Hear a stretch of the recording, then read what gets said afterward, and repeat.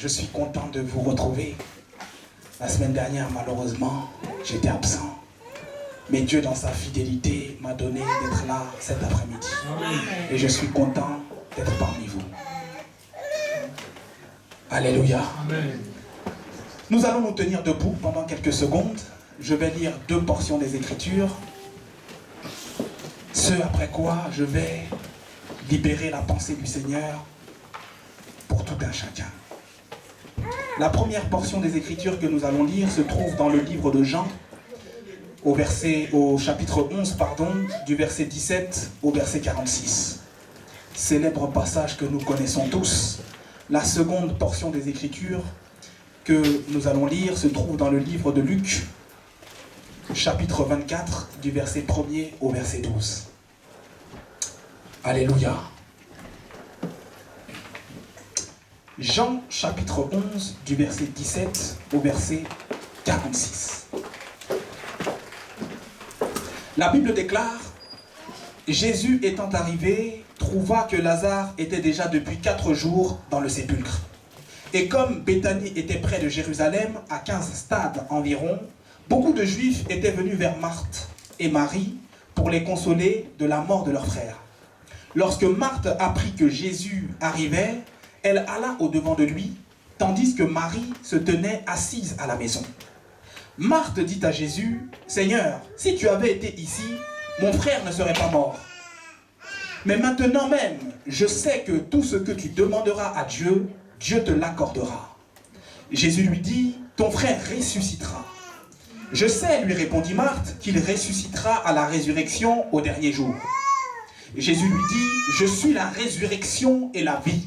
Celui qui croit en moi vivra, même s'il meurt. Et quiconque vit et croit en moi ne mourra jamais. Crois-tu cela? Elle lui dit: oui, Seigneur, je crois que tu es le Christ, le Fils de Dieu, qui devait venir dans le monde. Ayant ainsi parlé, elle s'en alla.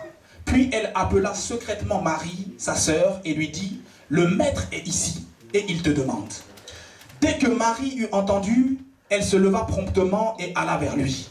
Car Jésus n'était pas encore entré dans le village, mais il était dans le lieu où Marthe l'avait rencontré.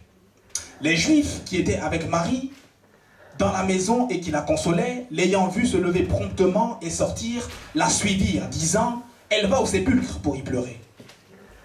Lorsque Marie fut arrivée là où était Jésus, et qu'elle le vit, elle tomba à ses pieds et lui dit: Seigneur, si tu avais été ici, mon frère ne serait pas mort. Jésus, la voyant pleurer, elle et les Juifs qui étaient venus avec elle, frémit en son esprit et fut tout ému. Et il dit: où l'avez-vous mis? Seigneur, lui répondirent-ils, viens et vois. Jésus pleura. Sur quoi les Juifs dirent: voyez comme il l'aimait. Et quelques-uns d'entre eux dirent: lui qui a ouvert les yeux de l'aveugle, ne pouvait-il pas faire aussi que cet homme ne meure point? Jésus frémissait de nouveau en lui-même, se rendit au sépulcre. C'était une grotte et une pierre était placée devant. Jésus dit: ôtez la pierre. Que quelqu'un dise: ôtez la pierre. Ôtez la pierre. Marthe, la sœur du mort, lui dit: Seigneur, il sent déjà, car il y a 4 jours qu'il est là. Jésus lui dit: ne t'ai-je pas dit que si tu crois, tu verras la gloire de Dieu? Amen. Ils ôtèrent donc la pierre. Et Jésus leva les yeux en haut et dit: Père, je te rends grâce de ce que tu m'as exaucé. Pour moi, je sais que tu m'exauces toujours, mais j'ai parlé à cause de la foule qui m'entoure, afin qu'ils croient que c'est toi qui m'as envoyé. Ayant dit cela, il cria d'une voix forte: Lazare, sors! Que quelqu'un dise: Lazare, sors! Amen. Verset 44, et le mort sortit, les pieds et les mains liés de bandes, et le visage enveloppé d'un linge. Jésus leur dit: déliez-le et laissez-le aller. Plusieurs des Juifs qui étaient venus vers Marie et qui virent ce que fit Jésus crurent en lui. Mais quelques-uns d'entre eux allèrent trouver les pharisiens et leur dire ce que Jésus avait fait. Prenez place, je vais lire pour vous Luc, chapitre 24, du verset 1er au verset 12. Luc, chapitre 24, du verset 1er au verset 12. Voici ce que déclare la parole de Dieu. Le premier jour de la semaine, elles se rendirent au sépulcre de grand matin, portant les aromates qu'elles avaient préparés. Elles trouvèrent que la pierre était roulée de devant le sépulcre. Et étant entrées, elles ne trouvèrent pas le corps du Seigneur Jésus. Comme elles ne savaient que penser de cela, voici deux hommes leur apparurent en habits resplendissants. Saisies de frayeur, elles baissèrent le visage contre terre, mais ils leur dirent: pourquoi cherchez-vous parmi les morts celui qui est vivant? Il n'est point ici, mais il est ressuscité. Souvenez-vous de quelle manière il vous a parlé lorsqu'il était encore en Galilée, et qu'il disait: il faut que le Fils de l'homme soit livré entre les mains des pécheurs, qu'il soit crucifié et qu'il ressuscite le troisième jour. Et elles se souvinrent des paroles de Jésus. À leur retour du sépulcre, elles annoncèrent toutes ces choses aux 11 et à tous les autres. Celles qui dirent ces choses aux apôtres étaient Marie de Magdala, Jeanne, Marie mère de Jacques et les autres qui étaient avec elle. Ils prirent ces discours pour des rêveries et ils ne crurent pas ces femmes. Mais Pierre se leva et courut au sépulcre. S'étant baissé, il ne vit que les linges qui étaient à terre. Puis il s'en alla chez lui dans l'étonnement de ce qui était arrivé. Nous acclamons le Seigneur.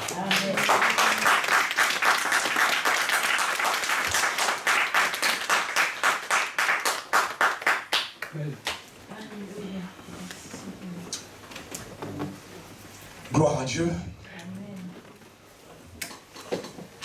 Je suis heureux d'être avec vous cet après-midi, de tout mon cœur.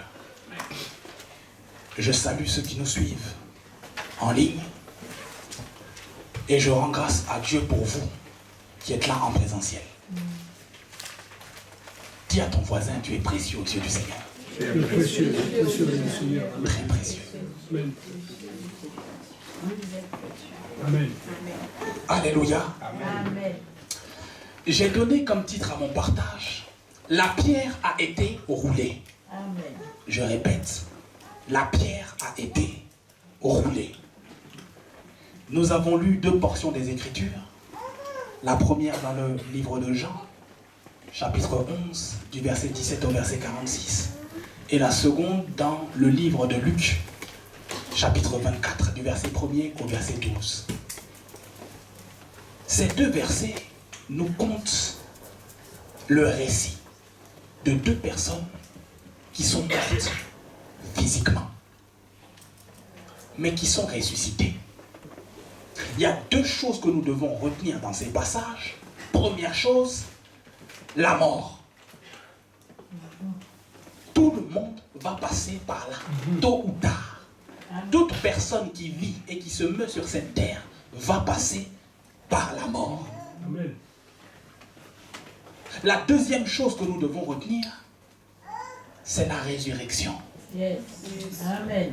Tout le monde passera par la mort, mais tout le monde va passer aussi par la résurrection. Sauf qu'il y aura deux itinéraires possibles selon Waze spirituel. Selon le Waze spirituel, il y aura deux itinéraires possibles. Soit la résurrection pour le jugement, donc la condamnation, avec pour fin la mort éternelle dans le feu éternel, soit la résurrection pour la vie, avec pour fin la nouvelle Jérusalem. Amen. Je vais m'attarder un peu sur la mort d'abord. Vous savez, la mort, c'est quelque chose de tragique. Lorsqu'un homme meurt et qu'on l'enterre, on n'enterre pas simplement l'homme physique. On enterre un homme, mais qui, selon Dieu, avait une destinée. Donc, on enterre sa destinée. On enterre un homme qui transportait avec lui certaines capacités. On enterre un homme qui croyait ou pas en Dieu. On enterre un homme qui sûrement, certainement, travaillait. On enterre un homme qui avait des projets. Lorsqu'un homme meurt, on l'enterre avec ses promesses si accomplissement il n'y a pas eu. Lorsqu'un homme meurt, il y a un caractère qui s'en est allé. Lorsqu'un homme meurt, frère, il y a des qualités que cet homme avait qui sont parties avec cet homme et qu'on ne reverra plus jamais. Si c'est un serviteur de Dieu, il y a une onction qui est partie avec cet homme. Peu importe le transfert, si transfert il y a eu envers un de ses fils ou une de ses filles spirituelles. Frère, des hommes sont morts ces dernières années. Quelle que soit la classe sociale, quelle que soit l'activité professionnelle. Je pense à un homme comme Maradona qui a marqué le monde. Un homme comme Pelé dernièrement. Ces personnes sont mortes, frère. Et on ne les reverra plus. Jamais. À moins qu'on ait une surprise au ciel. Et qu'elles se soient converties. Des présidents sont morts ces dernières années. Je pense pour notre pays, par exemple, à Jacques Chirac. N'est-ce pas? C'est triste. Des hommes de Dieu sont partis avec des onctions extraordinaires. Je pense aux États-Unis à un serviteur de Dieu tel que Télé Osborne, il y a Kenneth Hagin, il y a des hommes extraordinaires. En Afrique, je pense à Benson Idahosa, je pense à Haïti Nabala, des hommes qui avaient une foi extraordinaire. Mes frères, ils sont dans le tombeau. Mais nous avons cette espérance que parce qu'ils ont servi le Seigneur et qu'avant de servir le Seigneur, ils se sont promptement penchés sur le cas de leur âme en tant qu'enfants de Dieu, nous allons les revoir. Amen. Amen. Amen. Alléluia. Mais la mort est quelque chose de douloureux. C'est douloureux. Ça fait mal. Lorsqu'un homme s'en va, lorsqu'un proche s'en va, lorsqu'on perd un proche, frère, ça crée des douleurs, des blessures intérieures, de la tristesse. Oh, je peux me souvenir, j'étais encore très jeune, lorsqu'un de mes amis est mort en moto. On était au quartier. Chacun vaquait à ses occupations. On rigolait. Un beau jour d'avril. Et on entend des gens venir nous appeler pour nous dire un tel est décédé. Qu'est-ce qui s'est passé? Est-ce qu'il était poursuivi par la police nationale? Non. La moto sur laquelle il roulait était bizarre. Alors il est sorti de la route, il a tapé le trottoir et il a cogné un poteau. Il est décédé. On ne le verra plus jamais. Alors on lui a fait des hommages, année par année. Mais aujourd'hui les gens oublient. Le poteau sur lequel on mettait les fleurs, il n'y en a plus maintenant. Alléluia. Amen. Frère, on va tous passer par la mort. La mort est quelque chose de terrible. Vous devez détester la mort. Le dernier ennemi qui sera vaincu, nous dit la Bible, ce n'est pas le péché, c'est la mort. Amen. Vous devez haïr la mort. Toute forme de mort et tout champ lexical rattaché à la mort, vous devez haïr ces choses. Les deuils, les funérailles, les pleurs. Vous devez haïr ces choses. Alléluia. Un de mes amis, il y a une dizaine de jours, m'a annoncé le décès de sa maman. Quelle douleur. Quelle peine. Il ne verra plus sa maman. Gloire soit rendue au Seigneur. Elle connaissait Dieu. Amen. Et elle est morte en servant Dieu, en connaissant Dieu. Elle est morte en tant qu'enfant de Dieu. Amen.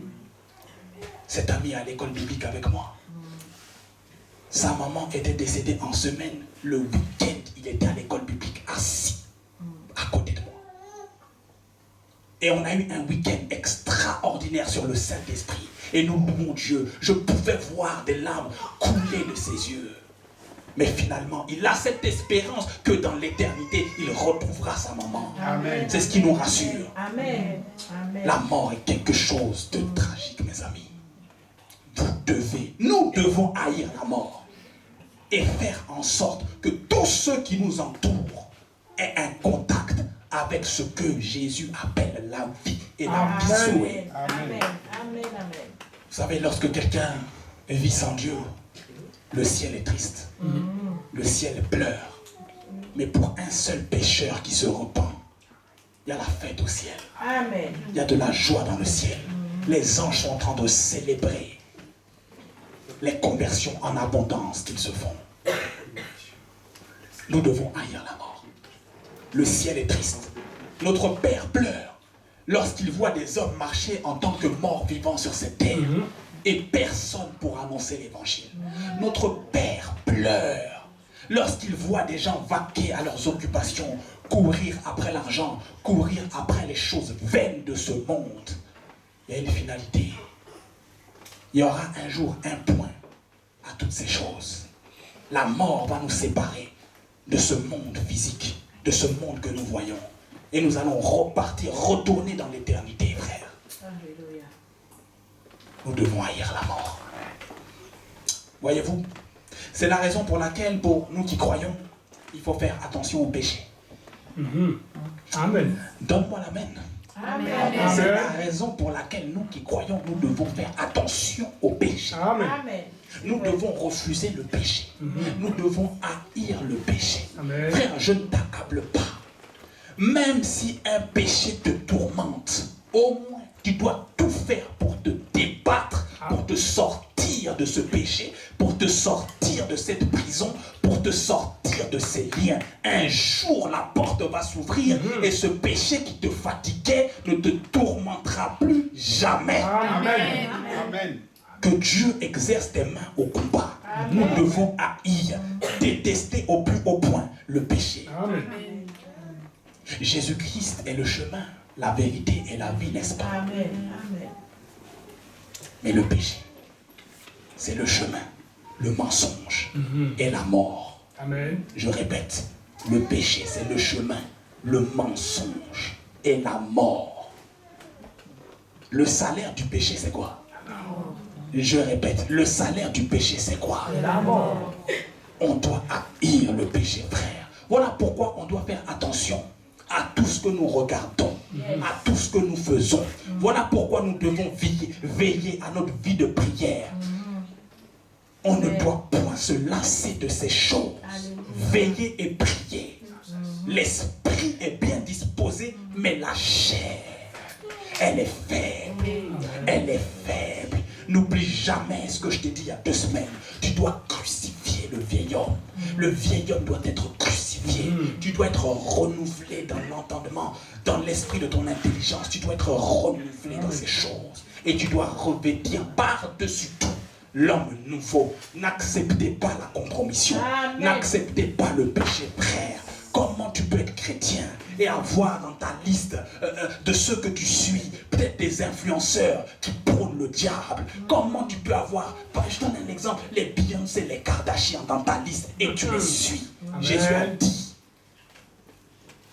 lorsque les disciples sont venus le voir pour lui dire, il y a quelqu'un qui chasse des démons en ton nom.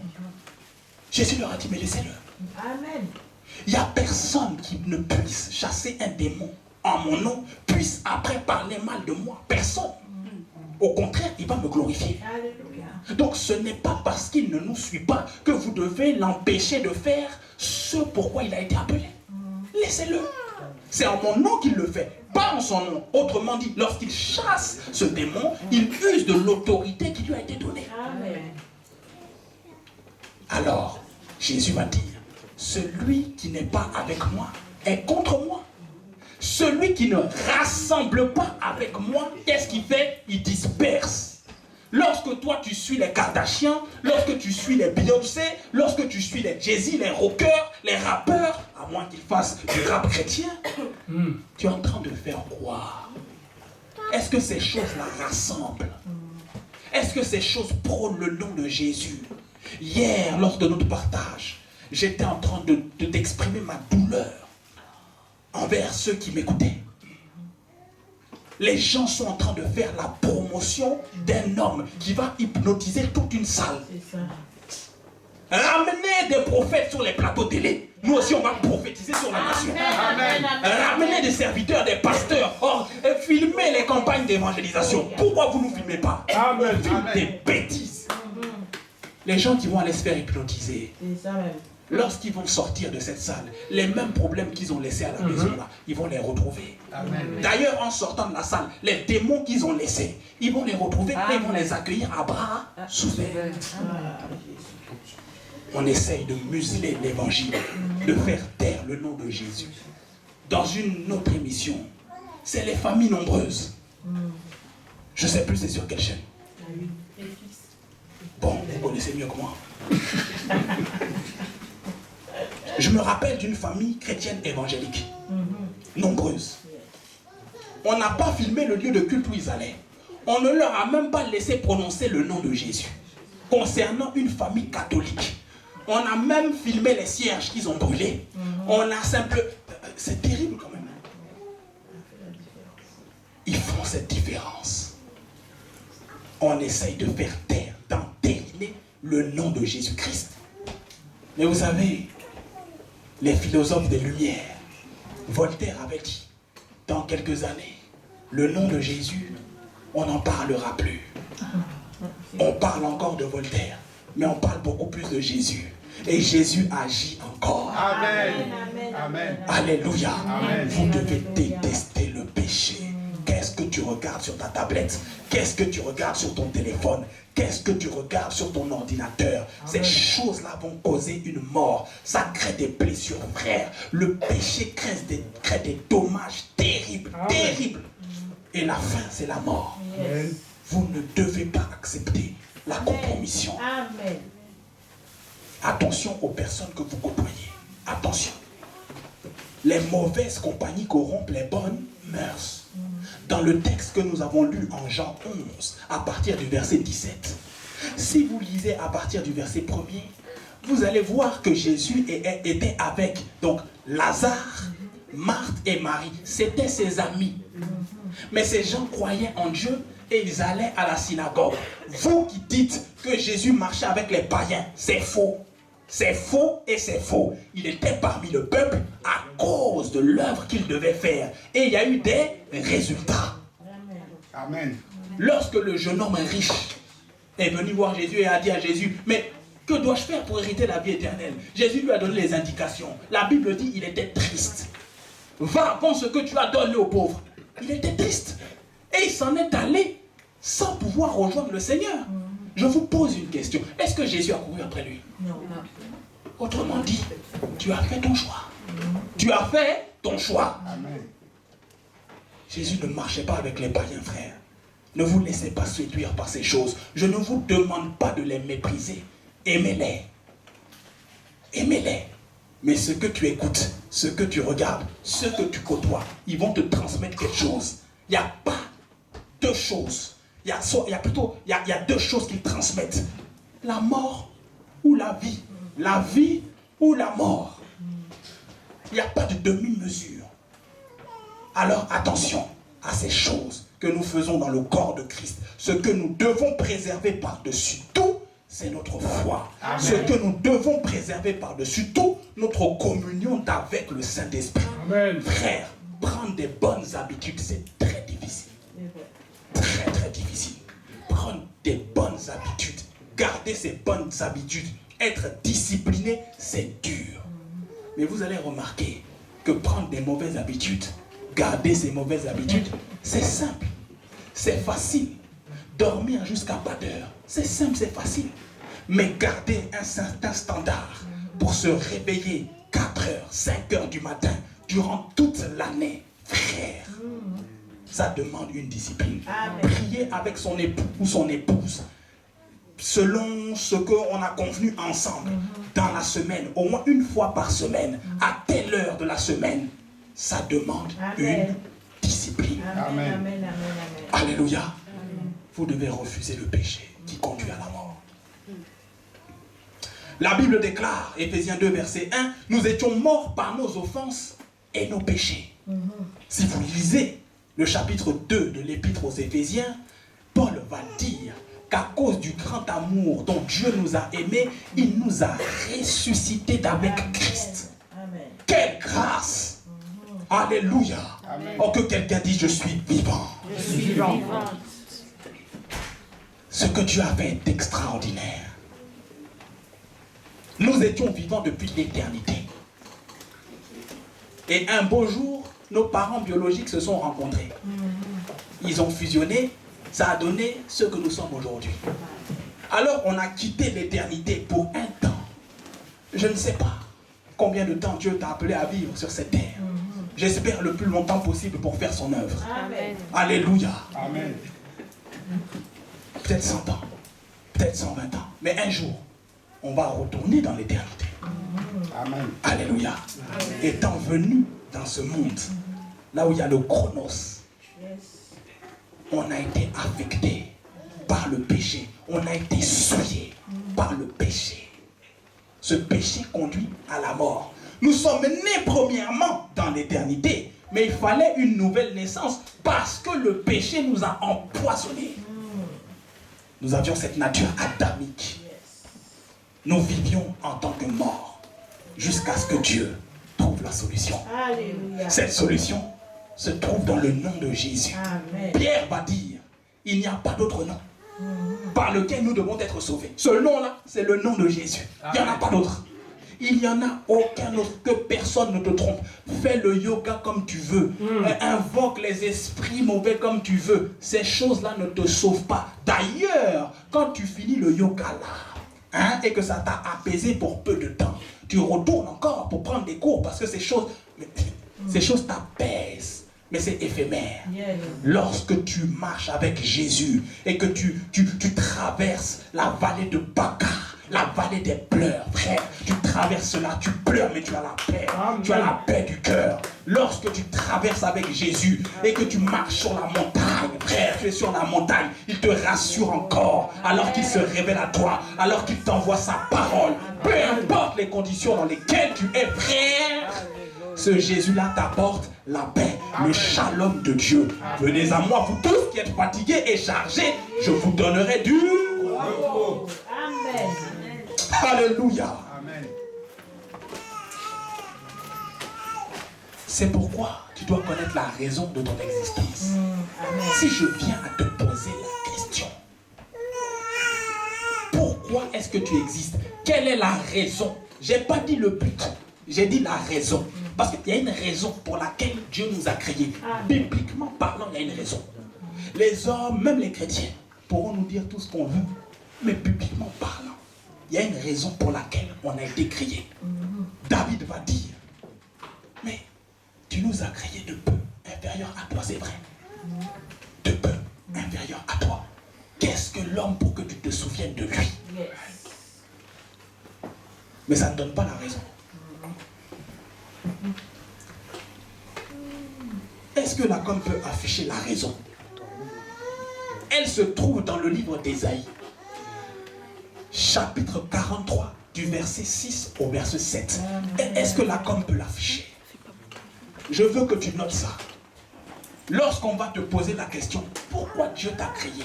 Pourquoi Dieu nous a créés? Pourquoi Dieu t'a créé? Toi, en tant que chrétien, en tant qu'une chrétienne, pourquoi Dieu t'a créé? Voici ce que déclare la Bible. Je dirais au septentrion, ça veut dire au sud, donne, et au midi, ça veut dire au nord. Ne retiens point. Amen. Fais venir mes fils des pays lointains et mes filles de l'extrémité de la terre. Verset 7. Tous ceux qui s'appellent de mon nom, que j'ai créés pour ma gloire, que j'ai formé et que j'ai fait. Tous ceux qui s'appellent de mon nom et que j'ai créé pour ma gloire. On a été créé pour quoi? Amen. Est-ce que quelqu'un peut acclamer le Seigneur? Amen. Alléluia. Quand tu as conscience de ces choses, tu ne peux pas jouer, frère. Amen. Tu as été créé pour la gloire de Dieu. Amen. Tu as été créé en tant qu'une merveilleuse créature, à l'image et à la ressemblance de Dieu, pour dominer. C'est pourquoi qu'aucun péché ne t'empêche de refléter la gloire de Dieu. Dieu se glorifie lorsque tu fais ce pourquoi il t'a appelé, lorsque tu obéis à sa parole, lorsque tu dis non à Satan, lorsque le nom de Jésus au travers de toi est élevé. Frère, le mot gloire en hébreu c'est le kabod de Dieu. Amen. Amen. Ça veut dire l'honneur, ça veut dire tout ce qui est, tout ce qui révèle de la royauté, tout ce qui relève de la majesté divine, de la splendeur de Dieu. C'est pour ça qu'on a été créé. Pas pour la pauvreté, pas pour la médiocrité, pas pour l'enfer qui a été créé pour Satan et ses démons. Pas pour le péché. Tu n'as pas été créé pour le péché. Amen. Qui t'a dit que tu es bête? Qui t'a dit que tu ne vas pas réussir? Qui t'a dit que tu es appelé à tourner en rond sur cette terre? Qui t'a dit que tu as été créé pour les femmes de nuit, les maris de nuit? Qui t'a dit que tu as été créé pour que les démons s'occupent de toi? Qui t'a dit que tu as été créé pour le tourment? Qui t'a dit que tu as été créé pour vivre la médiocrité, la pauvreté? Tu as été créé pour la gloire de Dieu. Amen. Nous avons été créés pour la gloire de Dieu. Il faut qu'on ait conscience de ces choses. Ça veut dire que Dieu ne t'a pas créé pour être heureux. Je répète, Dieu ne t'a pas créé pour être heureux. Tu vas être heureux lorsque tu vas manifester la gloire de Dieu. C'est une conséquence qui découle du fait que tu manifestes la gloire de Dieu. Ça veut dire que tu obéis à sa parole. Ça veut dire que lorsqu'on te voit, tu portes avec majesté le nom de Jésus. Ça veut dire que tu obéis à ton maître. Ça veut dire que tu fais les œuvres de ton Père céleste qui est dans les cieux. Et les hommes constatent que cette personne porte Dieu. Cette femme porte Dieu. Cet homme porte Dieu. Lorsqu'il se canalise, lorsqu'il ouvre la bouche, je suis encouragé. Lorsqu'il ouvre la bouche, j'ai envie de changer. Lorsqu'il ouvre la bouche, j'ai envie de faire ce à quoi Dieu m'a appelé. J'ai envie de découvrir quel est son Dieu. Lorsqu'il ouvre la bouche, j'ai une haine approfondie contre le péché, contre tout ce qui m'empêche de me rapprocher de Dieu. Lorsqu'il ouvre la bouche, avec mon père, c'est l'apaisement. Avec ma mère, c'est l'apaisement. Avec ma femme, c'est l'apaisement. La paix est dans mon foyer. Amen. La paix est dans mon travail. Amen. La paix est dans mon école. Amen. La paix est dans mes examens. La paix m'accompagne. Je transporte la paix. Je suis un porteur de paix. Je suis un porteur de la gloire de Dieu resplendissante. Lorsque je sers à l'église, les hommes et les femmes qui ne servent pas encore ont envie de servir en disant tel frère sœur, tel frère sert, telle sœur sert. Moi aussi j'ai envie de servir mon Dieu. Amen. Alléluia. Amen. Dis avec moi, j'ai été créé pour la gloire de Dieu. Donc la raison de notre existence, nous avons été créés pour la gloire de Dieu. Maintenant, quel est le but? Parce que s'il y a une raison, il y a un but. Tu as été créé pour être sauvé. Premièrement, en acceptant le Christ comme ton sauveur et ton Seigneur. Amen. C'est le but de tout homme sur cette terre. Être sauvé d'abord. Ne pense pas au ministère. Peu importe, même si Dieu t'est apparu dans une flamme de feu, ne pense pas d'abord au ministère. Frère, pense par-dessus tout. Et ce, tous les jours de ta vie, d'abord à ton salut. D'abord à ton salut. Bien qu'étant ton pasteur, je préfère que tu refuses tous mes appels en disant, pasteur, j'étais en prière, parce qu'en ce moment ça chauffe. Je sens que je m'éloigne de Dieu, que je dois me rapprocher de lui, voilà pourquoi je n'ai pas répondu. Je préfère entendre de telles choses que de voir que tu commandes tout et n'importe quoi sur Facebook, et lorsqu'on t'appelle pour t'exhorter, tu ne réponds pas au téléphone. Amen, amen, ouais. D'abord ton salut. Ensuite, servir Dieu selon ses desseins, selon son appel, selon ce à quoi il t'a prédestiné d'avance, selon les bonnes œuvres que lui-même a préparées d'avance afin que tu puisses les pratiquer. C'est le but. Lorsque tu vas faire ça, tu vas trouver du repos pour ton âme. Amen. Je t'assure, tu ne peux pas faire ce à quoi Dieu t'a appelé. Être en communion avec le Saint-Esprit et marcher selon la volonté du Saint-Esprit et être épuisé. Je te donne l'information selon laquelle ton esprit n'est jamais fatigué. Jamais. Jamais. En revanche, ton âme peut être fatiguée, peut être accablée, peut être chargée, mais ton esprit, frère, il est tout le temps en activité. Dieu ne sommeille ni ne dort. Nous savons que Dieu n'a pas de chair. Là où il est, la Bible dit Dieu est esprit. Donc, lorsqu'on dit qu'il ne sommeille ni ne dort, c'est pas étonnant, vu qu'il est esprit. Mais toi aussi, ton esprit est en éveil. Amen. La Bible dit que Dieu se révèle aux hommes lorsqu'ils sont sur leur couche, sur leur lit. C'est là où il vient nous parler, lorsque tout est calme. Parce que durant la journée, nous vaquons à nos occupations. Après avoir prié le matin, il y a l'école, il y a le travail. Pour ceux qui sont mariés, on doit s'occuper des enfants, des épouses, des époux. Aller chercher les enfants à l'école, venir, faire à manger. Alors lorsque tout est calme, Dieu vient se révéler à nous. Donc, ne dis jamais mon esprit est fatigué, mon esprit est malade. Ton esprit n'est pas malade. Amen. Alléluia. Ton âme peut être malade. L'esprit, soit il est vivant, soit il est mort. Amen. Amen. Alléluia. Et lorsqu'il y a la vie dans l'esprit, on le voit, on le constate. C'est clair, c'est limpide et c'est net. Alléluia. Amen. Le but, 1, être sauvé. Deuxièmement, faire ce à quoi Dieu nous a appelés. Je donne un exemple, voyez-vous. La raison pour laquelle les restaurants rapides, la restauration rapide a été créée, c'est que l'homme a des besoins nutritionnels. Et il doit manger entre ses heures du boulot, faire vite pour retourner au travail. Voici pourquoi la restauration rapide existe.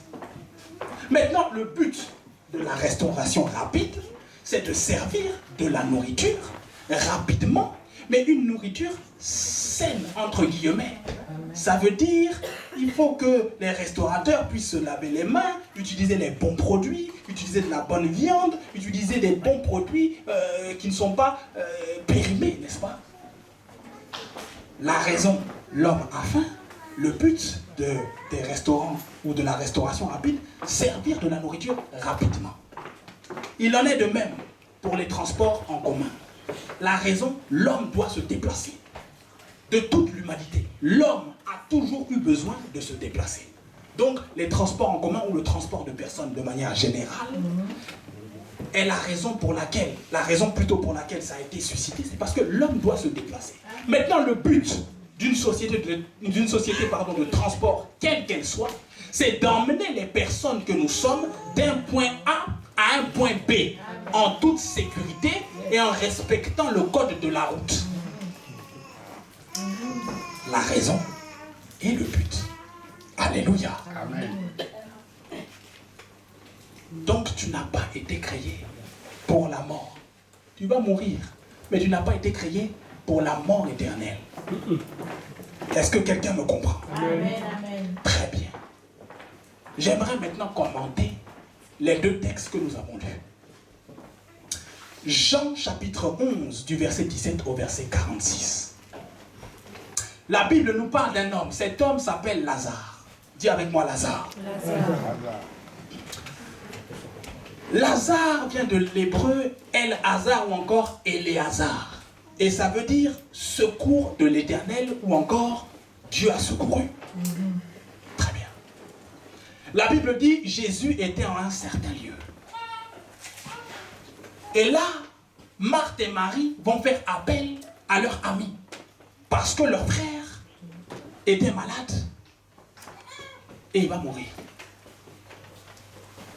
Jésus ne panique pas. Il est resté un certain temps dans le lieu où il était. Ce après quoi il a dit à ses disciples, allons. Parce que Lazare, notre ami, est mort. Ils vont partir à Béthanie. Et ils ne vont pas rentrer tout de suite au village. Lorsqu'ils vont arriver, Marthe va venir à la rencontre du maître. Et Marthe va dire à Jésus, maître, si tu avais été ici, Lazare ne serait pas mort. Autrement dit, tu es un peu coupable dans cette affaire.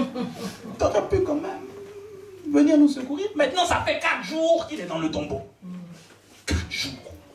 Dis avec moi 4 jours. 4 jours. Jésus va lui dire, Marthe, ne panique pas. Je suis votre ami, non? Tu m'as vu guérir les gens, ressusciter par moments. Je suis la résurrection et la vie. Amen. Marthe va dire, je sais qu'il va ressusciter au dernier jour, c'est normal, c'est ce que tu nous as enseigné, donc j'y crois.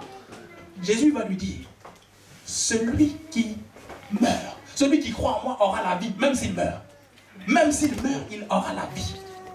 Alléluia. Amen. Oh, je sais que tu es le Christ, le Fils de Dieu. Je le sais, je le crois. Parce qu'il lui avait posé la question, mais crois-tu cela? Alléluia. Amen. Alors, la Bible dit que Marthe va aller voir Marie, secrètement, en secret. Marie était restée à la maison. Et elle était avec des Juifs qui étaient venus l'assister pour les funérailles. Pleurer avec elle. Eux, ils n'avaient pas la solution. Eux, ils pleurent seulement. Marie va aller voir Jésus. Et là, elle va tomber à ses pieds. Marie pensait qu'elle ne reverrait plus jamais son frère. Elle aussi va le réprimander Jésus en lui disant, mais si tu avais été là, Lazare ne serait pas mort. Tu es coupable.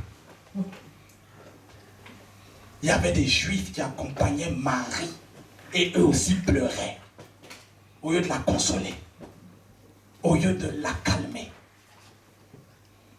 ils pleuraient avec elle. Tu sais, ça c'est un fait sociologique. Lorsque mon ami qui est décédé, nous avions 17 ans, lorsqu'il est mort, le quartier nous a prêté une petite salle où on se réunissait. Frère, au début son père était calme et il essayait plutôt de calmer les jeunes du quartier parce qu'on pensait que c'était parce qu'il avait été poursuivi par la police qu'il était décédé. Donc il essayait de calmer les choses. On s'est aperçu qu'il a fait ça seul. Le père est resté calme au début. Au bout d'un moment, je ne sais pas ce qui s'est passé. Il a fondu en larmes. Personne n'a pu se contenir. Même les plus grands bandits. Personne n'a pu se contenir. La mort, c'est quelque chose de terrible. J'aimerais un peu parler aux pays africains, surtout en ce qui nous concerne. Parce qu'on célèbre les cultes. On fait des cultes de mort. Moi-même, dans la région dont je suis originaire, c'est quelque chose de courant. Frère, moi, face à la mort, je n'ai pas la même réaction que tout le monde. Ne soyez pas choqués. Parce que depuis petit, on m'a habitué. Mes parents, chaque week-end, par mois, au moins il y a 2 week-ends dans le mois où on va aller à ce qu'ils appellent une veillée. Et on reste là-bas de 20h à pas d'heure. On sait quand ça commence, on ne sait pas quand ça finit. Et on cotise et c'est des grosses sommes. Et étant petit, mais depuis petit, je me pose la question, mais pourquoi on ne parle jamais baptême? Pourquoi on ne parle jamais mariage? Pourquoi il y a plus de célébrations pour les morts et de célébrations, de cérémonies pour les morts que les mariages? J'ai moi-même été enterré ma grand-mère en 2018 avec ma mère. J'ai vu où on danse autour du corps, où il y a tout. C'est vraiment, c'est de l'occultisme. Est-ce que tu peux t'imaginer qu'il y a certaines de mes oncles, certaines de mes tantes qui sont là depuis 1980 et qui chaque week-end cotisent 50 euros, 30 euros. Frère, sortez de ces choses. Amen. Non, est-ce qu'on peut faire un calcul? Je prends mon téléphone. On va faire un calcul. Où est votre téléphone? On va faire un calcul. Permettez.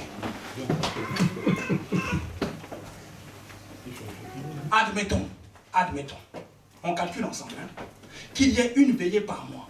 Une veillée par mois. Des fois, il y a 2, 3 veillées. Des fois, même le même jour, il y a 2 veillées. Donc, les gens, ils se réunissent par centaines.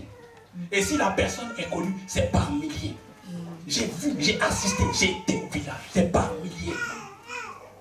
Et ils cotisent ici, peut-être 50 euros. Si quelqu'un n'a rien donné.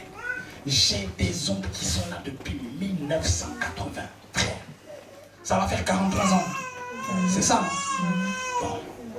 Admettons qu'une fois par mois, une personne cotise 50 euros. N'est-ce pas? Très bien. Fois 12. Ça fait 600 euros. On est d'accord? Bon, fois 43 maintenant. Fois 43. Ça fait 25 800 euros. Pour une personne. Non, pour une personne. Et j'ai dit que là, je me suis basé sur le fait qu'une personne cotise 50 euros par mois. Des fois, dans le même week-end, il y a 2 veillées. Ça fait 25 800 euros. Bon, admettons qu'il y ait 100 personnes qui cotisent la somme de 50 euros par mois depuis 1980. Donc, fois 100. Ça fait 2 580 000 euros Prenez cet argent, construisez les hôpitaux au village. Amen. Prenez cet argent, construisez les pays. Amen. Je parle à la Côte d'Ivoire, je parle à l'Afrique, je parle au Congo, je parle à tous ces pays africains-là. Nous sommes la propre cause de nos problèmes. Amen. Prenez cet argent-là. Au lieu de cotiser pour les morts, cotisez pour soigner les morts. Au lieu de cotiser pour les morts, construisez des écoles. Au lieu de cotiser pour les morts, développez nos pays. Amen. Amen. Amen. Amen. J'ai un oncle un jour, il m'a dit, mon fils, on est fatigué, mais on est dedans depuis. Et puis si on n'y va pas, les gens vont nous critiquer. Voici, le problème c'est là quand dira-t-on. Quand dira-t-on? Qu'est-ce qu'on dira de toi? Frère, pour nous qui sommes la nouvelle génération, changeons de mentalité. Vous les jeunes, dès maintenant, même si c'est 10 € par mois, mettez 10 € par mois de côté. Alléluia. N'aimez pas les funérailles. Les gens étaient partis accompagner Marie et ils pleuraient. La Bible dit Jésus a frémi dans son esprit. Et il va demander, où l'avez-vous mis? On va conduire Jésus au sépulcre. Et Marthe va essayer de le décourager. En disant, mais Seigneur, ça fait déjà 4 jours qu'il est là. Autrement dit, c'est mon frère, hein? Je l'aime bien. Mais son cœur est scellé. C'est fini, il n'y a plus rien à faire, c'est fini. Jésus va dire à Marthe, ne t'ai-je pas dit que si tu crois, tu verras la gloire de Dieu? Jésus va se rendre au sépulcre et là, il va crier, Lazare, sort. Lazare est sorti avec sa destinée. Lazare est sorti. Mais il y avait un problème lorsque Lazare est sorti. Il avait des bandes, des linges sur lui. Lorsque tu as des bandes, tu ne peux pas marcher. Amen. Tu sens que tu es délivré du tombeau et tu ne peux pas marcher. Tu marches bizarrement, frère. Une fois que nous ressuscitons, il faut être délivré, se dépouiller du vieil homme, se dépouiller des vieilles choses, se dépouiller de tout ce qui a trait au champ lexical de la mort. Déliez-le et laissez-le aller. Cet homme a une destinée. Cet homme avait les promesses de Dieu. Cet homme est mon ami. Lazare est mon ami. Il n'avait pas fini sa mission sur cette terre. Rappelez-le, afin qu'il puisse continuer la mission pour laquelle il a été suscité.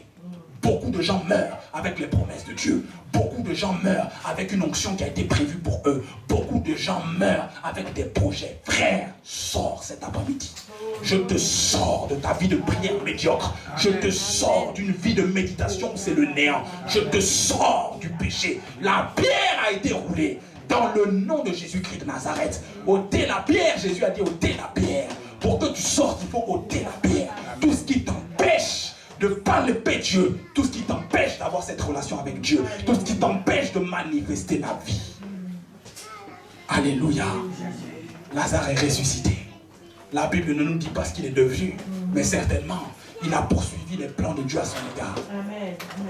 Les Juifs qui ont vu cela, la Bible déclare, certains ont cru. Mais d'autres encore sont allés trouver les pharisiens, les sadducéens pour dire ce que Jésus avait fait. Alléluia. Je termine avec le deuxième texte que nous avons lu. Luc, chapitre 24, du verset 1er au verset 12. La Bible déclare, le premier jour de la semaine, des femmes, dites avec moi des femmes, sont allées au sépulcre. Elles avaient préparé les aromates pour l'entretien du corps. Lorsqu'elles sont arrivées, elles ont constaté que la pierre avait été roulée. C'est anormal. En principe, le sépulcre doit être fermé. Une grosse pierre comme ça, qui a pu la déplacer? Quelque chose se passe dans la ville de Jérusalem.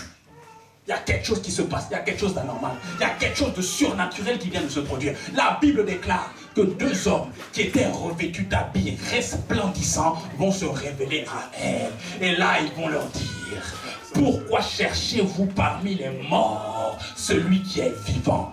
Frère, lorsque j'ai accepté Jésus, je suis sorti des boîtes de nuit. Pourquoi me cherchez-vous en boîte de nuit? J'étais mort, je suis vivant.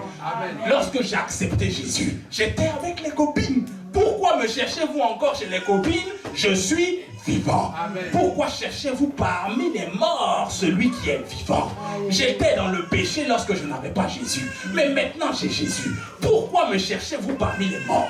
Qu'on ne te trouve pas parmi les critiques, qu'on ne te trouve pas parmi les choses bizarres, les commentaires bizarres sur internet, qu'on ne te trouve pas. Tu sais, tu as un ange avec toi. La Bible déclare que l'ange de l'Éternel campe, il veille autour de ceux qui le craignent et il nous arrache au danger. Donc quand tu pratiques ce que tu pratiques là, les anges sont en train de te regarder et l'ange va faire le rapport auprès de Dieu. L'ange t'observe et dit, mais qu'est-ce qu'il fait? Celle-là, qu'est-ce qu'elle fait? Je suis là pour camper, pour veiller auprès d'elle. Mais qu'est-ce qu'elle est en train de faire? Je suis là pour l'arracher au danger. Elle-même, elle veut se vautrer dans le danger. Comment veux-tu que l'ange puisse intervenir? C'est ça le problème. Alléluia. Pourquoi cherchez-vous parmi les morts celui qui est vivant? Qu'on ne te trouve en rien dans tout ce qui est rattaché au champ lexical de la mort. En rien. Ni le péché, ni les critiques. Tout ce qui est péché, tout ce qui t'empêche de voir Dieu, tout ce qui t'empêche de palper Dieu, qu'on ne te trouve pas dedans. Au nom de Jésus. Amen. Alléluia. Amen. Je vous pose une question.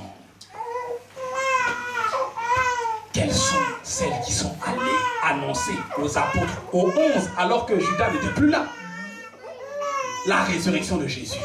C'est les hommes ou c'est les femmes? Je pose la question, est-ce que c'est les hommes ou c'est les femmes? Oh, je dis femme prêche. Je dis femme annonce l'évangile.